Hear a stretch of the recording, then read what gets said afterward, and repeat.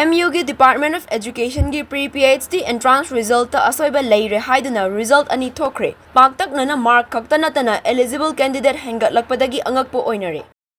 Manipur Universityꯒꯤ Department of Educationꯒꯤ Pre-PhD Admission Entrance Testꯒꯤ result ꯍꯥꯏꯗꯣꯛꯈ꯭ꯔꯕ ꯃꯇꯨꯡ computer typographical error ꯂꯩꯈ꯭ꯔꯦ ꯍꯥꯏꯗꯨꯅ ꯑꯅꯧꯕ result ꯑꯃ ꯑꯃꯨꯛ ꯊꯣꯔꯛꯈ꯭ರೆ ꯑꯃꯁꯨꯡ ꯑꯔꯤꯕ result ꯀ ꯑꯅꯧꯕ result ꯀ ꯄꯨꯡꯈꯦꯠ ꯈꯦꯠꯅꯗꯨꯅ ꯄꯥꯛꯇꯛꯅꯅ markꯁꯨ ꯈꯦꯠꯅꯕ ꯂꯩꯔꯦ꯫ ꯑꯅꯧꯕ result ꯑꯗꯨꯗ ꯍꯥꯟꯅ ꯃꯤꯑꯣꯏ 11 eligible ꯑꯣꯏꯔꯝꯕꯗꯒꯤ ꯍꯧꯖꯤꯛꯅ ꯃꯤꯑꯣꯏ 12 eligible ꯑꯣꯏꯔꯛꯂꯤ꯫ Manipur Universityꯒꯤ ꯍꯟꯗꯛ ꯇꯣꯉꯥꯟꯕ departmentꯁꯤꯡꯒꯤ Pre-PhD Entrance Exam ꯄꯥꯡꯊꯣꯛꯅꯔꯤ꯫ ꯃꯁꯤꯗ Central University ꯑꯃꯁꯨ ꯑꯣꯏꯕꯗ ꯅꯠꯇꯅ ꯃꯅꯤꯄꯨꯔꯒꯤ ꯑꯣꯏꯅ ꯑꯋꯥꯡꯕ ꯃꯍꯩꯀꯣꯜꯅꯤ ꯍꯥꯏꯔꯤꯕ Manipur Universityꯒꯤ Department of Educationꯒꯤꯁꯨ ꯑꯦꯄ꯭ꯔꯤꯜꯒꯤ ꯇꯥꯡ 18ꯗ department ꯑꯗꯨꯃꯛꯇꯗ PhD ꯇꯧꯅꯤꯡꯕ ꯃꯍꯩꯔꯣꯏꯁꯤꯡꯒꯤ ꯑꯣꯏꯕ Pre-PhD Entrance Exam ꯄꯥꯡꯊꯣꯛꯈꯤ꯫ Exam ꯄꯥꯡꯊꯣꯛꯈꯤꯕ ꯅꯨꯃꯤꯠ ꯑꯗꯨꯃꯛꯇꯗ Department of Educationꯒꯤ Head of Departmentꯅ mark ꯂꯣꯏꯅꯅ result ꯂꯥꯎꯊꯣꯛꯈꯤ꯫ Result ꯑꯗꯨꯗ ꯃꯍꯩꯔꯣꯏ 10 eligible ꯑꯣꯏꯔꯦ ꯑꯃꯁꯨꯡ viva ꯄꯥꯡꯊꯣꯛꯅꯕ ꯃꯇꯝ ꯂꯦꯞꯂꯒꯅꯤ ꯍꯥꯏꯈꯤ꯫ ꯑꯗꯨꯕꯨ ꯇꯥꯡ 18 ꯍꯧꯈ꯭ꯔꯕ ꯃꯇꯨꯡ ꯅꯣꯡꯃ ꯀꯥꯜꯂꯒ ꯃꯦꯒꯤ ꯇꯥꯡ ꯑꯃꯗ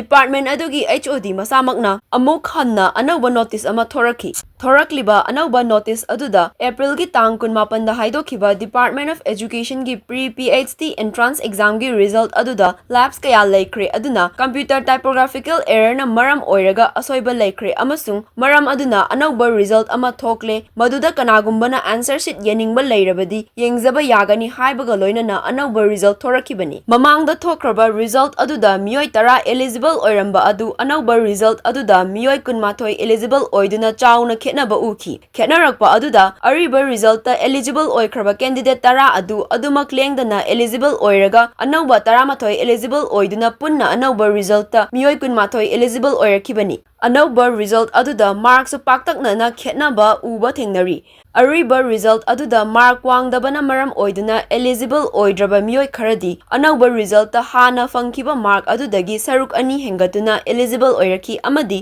ꯄꯥꯛꯇꯛꯅꯅ mark ꯋꯥꯡꯈꯠꯂꯛꯈꯤ꯫ ꯑꯔꯤꯕ result ꯐꯪꯂꯝꯕ candidateꯁꯤꯡꯒꯤ marksꯤꯡ ꯄꯥꯛꯇꯛꯅꯅ ꯑꯅꯧꯕ result ꯑꯗꯨꯒ ꯑꯉꯛꯄ ꯃꯑꯣꯡꯗ ꯈꯦꯠꯅꯔꯛꯈꯤ꯫ ꯃꯁꯤꯅ Central University ꯑꯃꯁꯨ ꯑꯣꯏꯔꯤꯕ Manipur University ꯑꯁꯤꯒꯤ Department of Educationꯒꯤ Pre-PhDꯒꯤ Entrancegꯤ resultꯀꯤ matangda ꯄꯨꯈꯦꯠ ꯈꯦꯠꯅꯅ ꯑꯉꯛꯄ ꯃꯑꯣꯡꯗ result ꯑꯅꯤ ꯊꯣꯔꯛꯈꯤꯕꯅꯤ꯫ ꯆꯥꯎꯅ ꯈꯦꯠꯅꯔꯛꯄ result ꯑꯁꯤꯗ ꯃꯤꯌꯥꯝꯅ ꯆꯥꯎꯅ ꯑꯉꯛꯄ ꯑꯃ ꯐꯥꯎꯔꯤ꯫ ꯁꯣꯏꯔꯦ ꯍꯥꯏꯔꯤꯕ ꯃꯑꯣꯡ ꯑꯁꯤ ꯄꯥꯛꯇꯛꯅꯅ ꯁꯣꯏꯕ꯭ꯔꯥ ꯍꯥꯏꯕꯒꯤ ꯋꯥꯐꯝ ꯑꯃꯁꯨ ꯊꯣꯔꯛꯂꯤ꯫ ꯑꯁꯤꯒꯨꯝꯕ ꯑꯅꯤꯔꯛ ꯍꯟꯕ ꯑꯃꯗꯤ ꯄꯥꯛꯇꯛꯅꯅ ꯁꯣꯏꯕꯒꯤ ꯊꯧꯑꯣꯡꯁꯤꯡ ꯆꯠꯊꯕꯒꯤ ꯃꯍꯨꯠꯇ ꯃꯤꯌꯥꯝꯗ ꯄꯨꯛꯅꯤꯡ ꯂꯣꯝꯗꯕ ꯃꯑꯣꯡꯗ exam ꯄꯥꯡꯊꯣꯛꯄ ꯑꯃꯗꯤ result ꯍꯥꯏꯗꯣꯛꯄ ꯃꯊꯧ ꯇꯥꯔꯛꯂꯤ꯫ ꯑꯔꯥꯟ ꯑꯍꯣꯏ ꯌꯥꯎꯗꯅ exam ꯄꯥꯡꯊꯣꯛꯅꯕ ꯑꯃꯗꯤ ꯑꯆꯥꯟ ꯃꯤꯔꯥꯏ ꯅꯥꯏꯗꯅ ꯑꯃꯁꯨꯡ ꯆꯦꯛꯁꯤꯟꯅ ꯃꯤ ꯈꯟꯅꯕꯒꯤ ꯃꯥꯏꯀꯩ ꯀꯌꯥꯗꯒꯤ ꯇꯛꯁꯤꯟꯕꯁꯨ ꯂꯩꯔꯤꯕꯅꯤ꯫